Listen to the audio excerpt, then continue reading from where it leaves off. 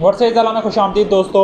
QSO कानून शहादत order 1984 की जो हमने एक सीरीज़ स्टार्ट की है, जिसके अंदर इंशाल्लाह हम तमाम 164 जितने इसके आर्टिकल हैं तमाम को आसान उर्दू ज़ुबान में और मिसाल देकर विद इलस्ट्रेशन आपके सामने एक्सप्लेन कर रहे हैं। इस लेक्चर के अंदर हम रेलिवेंसी ऑफ फैक्ट को ही पढ़ रहे थे। उससे पहले लेक्चर 7 तक हमने 46 आर्टिकल पढ़ लिया था। 47 से स्टार्ट करते हैं। आर्टिकल 47 दोस्तों ये कहता है relevancy of certain evidence for proving in subsequent proceeding the truth of fact therein stated. सादा सी बात है कि अगर कोई गवाह विटनेस किसी कम्पिटेंट अथॉरिटी, इसके अंदर एक वर्ड यूज़ हुआ है, अगर हम इस आर्टिकल को पढ़ें इसके अंदर आपको एक वर्ड यूज़ होगा कम्पिटेंट अथॉरिटी, जिसके पास अथॉरिटी थी उस गवाह का बयान रिकॉर्ड करने की। अगर वो अथॉरिटी उस अथॉरिटी के सामने कोई गवाह बयान रिकॉर्ड करवाता है तो उसका वो बयान रेलिवेंट माना जाएगा अगर कोई सब्सिक्वेंट प्रोसीडिंग बाद में कोई प्रोसीडिंग होती है। अब मैं आपको देता हूँ मिसाल। एक गवाह था, उसने बयान दिया पुलिस के सामने, वो एज ए विटनेस 161 का CRPC 161 का उसने बयान रिकॉर्ड करवाया पुलिस को कि जी जब फ़लाँ तारीख को फ़लाँ 20 जुलाई को बिलफर्ज मैं मुल्तान था और ये मैंने वाक़या देखा और ये सारा कुछ हुआ। अब उसने वो पुलिस के सामने स्टेटमेंट रिकॉर्ड करवा दी किसी ख़ास मैटर के अंदर। अब वो उस रिकॉर्ड का हिस्सा बन गया। अब अगली कोई कार्रवाई चलती है, कोई केस इस तरीके से चलता है जिसमें सवाल उठता है कि फ़लाँ तारीख को एक किधर था, तो जो उसने वो बयान उसने दिया था 161 का पुलिस के सामने, तो वो उसका बयान रेलिवेंट होगा।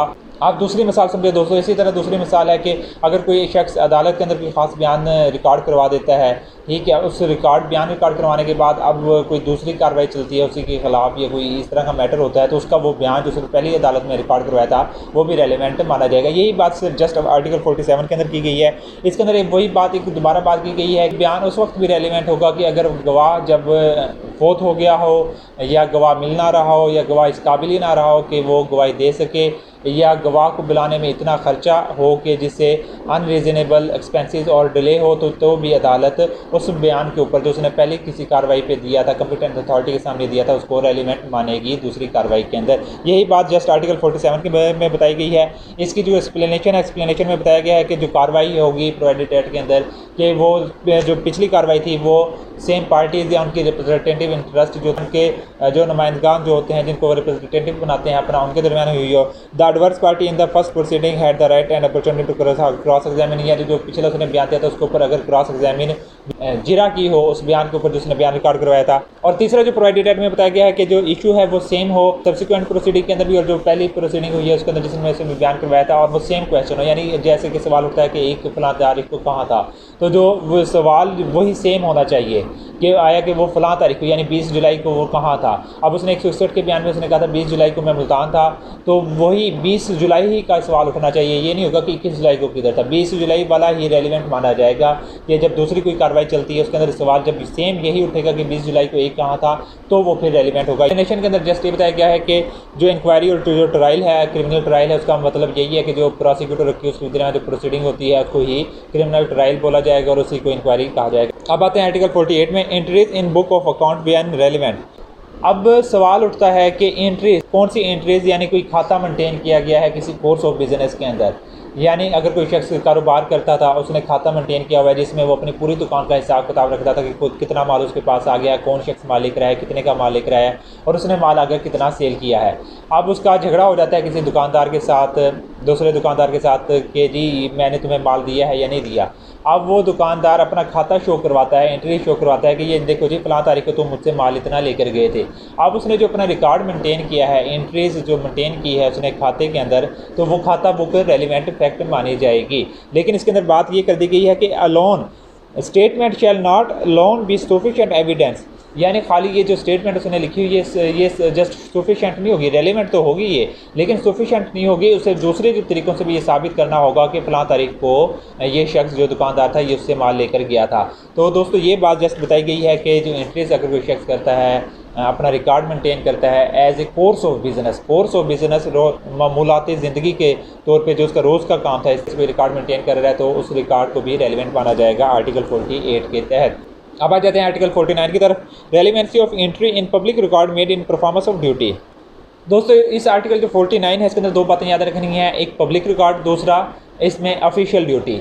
अब पब्लिक रिकॉर्ड वो होता है कि पब्लिक रिकॉर्ड ज़ाहिर बात है वो पब्लिक रिकॉर्ड है। और ऑफिशियल ड्यूटी क्या होगी? ऑफिशियल ड्यूटी से मुराद कोई सरकारी मुलाजिम अपनी ऑफिशियल ड्यूटी कैपेसिटी के अंदर कोई रिकॉर्ड मेंटेन करता है और जो कि पब्लिक नेचर का है। पब्लिक नेचर से मुराद किसी प्राइवेट बंदे का रिकॉर्ड नहीं है, वो पब्लिक नेचर का है। ऐसा रिकॉर्ड जो पब्लिकली मेंटेन किया जाता है किसी डिस्ट्रिक्ट के अंदर, किसी स्टेट के अंदर, तो ऐसा रिकॉर्ड भी रेलिवेंट फैक्टर माना जाएगा। यानी बिलफर्ज वो पब्लिक रिकॉर्ड कौन सा होगा दोस्तों? यूनियन काउंसिल में बर्थ सर्टिफिकेट हो गया। अब सवाल उठता है कि ए कब पैदा हुआ था? अब अदालत में बर्थ सर्टिफिकेट पेश कर दिया जाता है। अब बर्थ सर्टिफिकेट क्या है? पब्लिक रिकॉर्ड है। अब बर्थ सर्टिफिकेट पे जो डेट लिखी हुई है वो रेलिवेंट फैक्ट मानी जाएगी। अब सवाल उठता है कि डिवोर्स कब हुआ था ए और बी के दरमियान, जो मियाँ बीवी थे आपस में। डिवोर्स सर्टिफिकेट पेश कर दिया जाता है जिसमें डेट लिखी होती है, तो वो डिवोर्स का पेपर रेलिवेंट होगा। इसी तरह फ़र्द मलकियत है, जैसे किसी का आया कि ये ज़मीन किसकी है किसकी नहीं है। अब फ़र्द मलकियत है, अब वो फ़र्द मलकियत एक सबूत है और एक पब्लिक रिकॉर्ड है जो मेंटेन किया जाता है पटवारी की जानिब से। तो उसके अंदर वो पेश कर देता है कि ये देखें फ़र्द मलकियत में मैं मालिक ही लिखा हुआ आ रहा हूँ, तो वो रेलिवेंट फैक्ट होगा। अनलेस एंटिल कि जब तक कोई दूसरा शख्स ये अदालत में ना कह दे कि ये डॉक्यूमेंट फॉल्ज है। अब फॉल्ज से मुराद ये है कि अगर कोई इसकी क्रेडिबिलिटी के ऊपर शक कर दे कि ये बर्थ सर्टिफिकेट झूठा है और इसने फोर्जरी करके बनवाया है, तब वो फिर उस जिसने ये दावा किया कि ये फोर्जरी करके बनाया गया तो वो साबित करेगा कि ये फोर्जरी है। अदरवाइज़ अदालत यही मानेगी जो दैट सर्टिफिकेट है, बर्थ सर्टिफिकेट है, डिवोर्स सर्टिफिकेट है, ये जेन्युइन है और ये रेलिवेंट फैक्ट के तौर पर अदालत इसे कबूल करेगी। ये बात बताई गई है आर्टिकल 49 के अंदर। अब आ जाते हैं आर्टिकल 50 के अंदर। चार्ट्स, प्लान, स्टेटमेंट्स, कोई ऐसा नक्शाजात, कोई ऐसा चार्ट्स जिसको बनाया गया हो किसकी तरफ से, फेडरल गवर्नमेंट की जानिब से या उसका क्या नाम है प्रोविंशियल गवर्नमेंट की जानिब से। मिसाल के तौर पर किस इलाके से ये सड़क ये जो मोटरवे बन रही है किस इलाके से गुजरेगी, किसकी ज़मीन से गुजरनी थी, कैसे गुजरनी थी। अब इससे मुतलिक अगर आपको पता हो कि गवर्नमेंट एक सर्वे होता है, उसे फिजिबिलिटी रिपोर्ट एक रिपोर्ट भी बोला जाता है, उसमें पहले ये एक पूरी रिपोर्ट तैयार की जाती है कि ये सड़क कैसे गुजरेगी, कैसे बनाई जाएगी, कहाँ कहाँ से गुजरेगी। अब कोई गवर्नमेंट ने ऐसा रिकॉर्ड अगर मरतब किया हुआ था किसी सड़क की बाबत, किसी मोटरवे की बाबत कि ये मोटरवे इन इलाकों से और इस तरीके से गुजरेगी, तो वो नक्शा, वो चार्ट्स, वो रिकॉर्ड अगर अदालत हुकूमत पेश करती है, सूबाई गवर्नमेंट या फेडरल गवर्नमेंट, तो वो अदालत के अंदर रेलिवेंट माना जाएगा। और रेलिवेंट कब होगा? जब सवाल ही अदालत के अंदर ये उठ रहा हो कि ये मोटरवे किन इलाकों से गुजरनी थी और कैसे गुजरनी थी। इसी तरह किसी फ़्लाईओवर गवर्नमेंट बना रही है, फ़्लाईओवर से मुतल्लिक कोई सवाल आ जाता है कि फ़्लाईओवर कैसे बनेगा और किस तरह बनना था, इससे मुतल्लिक सवाल उठ जाता है। तो इससे मुतल्लिक या कोई दीगर प्लान है जो अदालत ने मेंटेन किया है अपने रिकॉर्ड के अंदर, जिसके नक्शाजात हैं, कोई चार्ट ऐसा मौजूद है, तो वो गवर्नमेंट का वो ऑफिशियल रिकॉर्ड अदालत के अंदर रेलिवेंट फैक्ट माना जाएगा जब ऐसा मैटर कोई अदालत के अंदर उठता है। ये बात बताई गई है आर्टिकल 50 के अंदर। अब आ जाते हैं आर्टिकल 51 की तरफ। Relevancy of statement as to fact of public nature content in certain acts और नोटिफिकेशन। यानी अगर कोई पब्लिक नेचर का काम है, पब्लिक नेचर की नोयत से है, जैसे ये मैंने अभी आपको मिसाल दी कि क्या नाम है सड़क के हवाले से, कोई मोटरवे के हवाले से, किसी प्रोजेक्ट के हवाले से, कोई गवर्नमेंट डैम बना रही है, कोई ऐसा बड़ा प्रोजेक्ट है जो कि पब्लिक नेचर का है, उससे मुतल्लिक सवाल उठता है अदालत के अंदर जो गवर्नमेंट की तरफ से कोई एक्ट कोई पास किया गया था, कोई नोटिफिकेशन उस सिलसिले में पास किया गया है, जारी किया गया था, तो वो एक्ट नोटिफिकेशन तमाम रेलिवेंट होगा आर्टिकल 51 के तहत जो गवर्नमेंट ने जारी किया था। अब इसी तरह सवाल उठता है कि जी ये सब्सिडी फ़लाँ प्रोजेक्ट पे या फ़लाँ मामले में गवर्नमेंट ने कितनी सब्सिडी दी है, तो गवर्नमेंट कोई अपना ऐसा नोटिफिकेशन जारी अदालत के सामने पेश करती है जिससे वो शो होता है कि इस प्रोजेक्ट के अंदर, ख़ास प्रोजेक्ट के अंदर इतनी सब्सिडी दी गई है।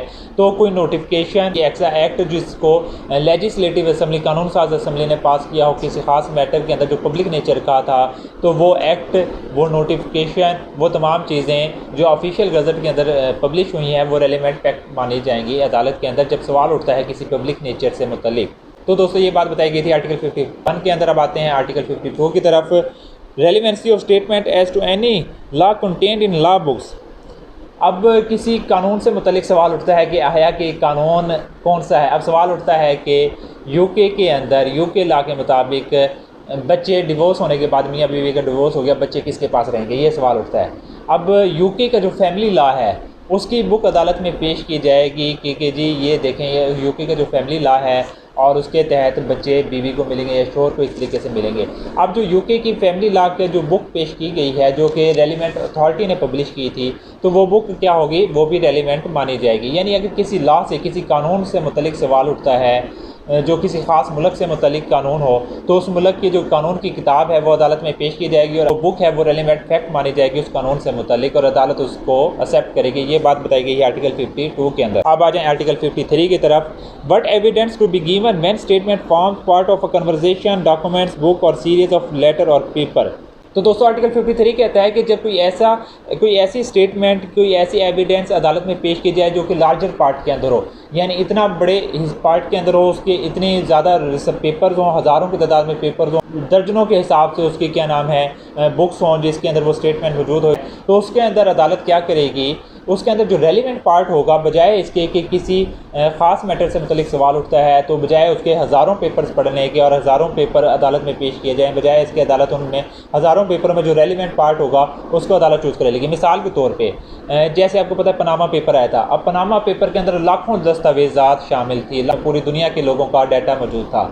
अब पाकिस्तान में केस चलता है, आपको पता है कि केस चला गया मियां नवाज शरीफ के ख़िलाफ़, तो उसके अंदर अब अदालत के अंदर जब केस चला उसके अंदर यही नहीं था कि वकीलों ने वो पूरे जो लाखों की तादाद में उसके पेपर बनते थे और पूरे थब्बे बनते थे, हज़ारों की तादाद में पेजेस, वो पूरे अदालत में पेश क्यों या पूरा एक एक पढ़ के सुनाया। नहीं, अदालत के अंदर या अदालत के अंदर जो केस चला पनामा पेपर्स को लेके, वो ख़ास रेलिवेंट पार्ट अदालत के अंदर पेश किया जाता था जो कि पाकिस्तान से मुतल्लिक था और पाकिस्तान में भी किससे मुतल्लिक था, नवाज शरीफ से मुतल्लिक था। तो बजाय इसके कि पूरी दुनिया का पेपर खंगाले जाते, पढ़े जाते, अदालत ने किस पे फोकस किया, जस्ट पाकिस्तान वाले पार्ट के ऊपर और पाकिस्तान में भी जिसके ऊपर मुकदमा चल रहा था। यही बात आर्टिकल 53 के अंदर बताई गई है कि अगर कोई एविडेंस इस तरह का है जो कि बहुत ही लार्जर फॉर्म के अंदर है तो बजाय उसके कि उस पूरे को अदालत कंसीडर करे, पढ़े, देखे, उसके अंदर जो रेलिवेंट पार्ट होगा उसको जस्ट अदालत देखेगी और वही रेलिवेंट फैक्ट माना जाएगा। ये बात आर्टिकल 53 के अंदर की गई है। तो किसी किस्म की कन्फ्यूजन है, कोई जो आपको सवाल नहीं समझ लगा, आप मुझसे कमेंट सेक्शन में ज़रूर पूछें और मुझे खुशी होगी जवाब देने में। और अगली वीडियो तक के लिए दीजिएगा मुझे इजाज़त। मिलते हैं अगली वीडियो में। शुक्रिया।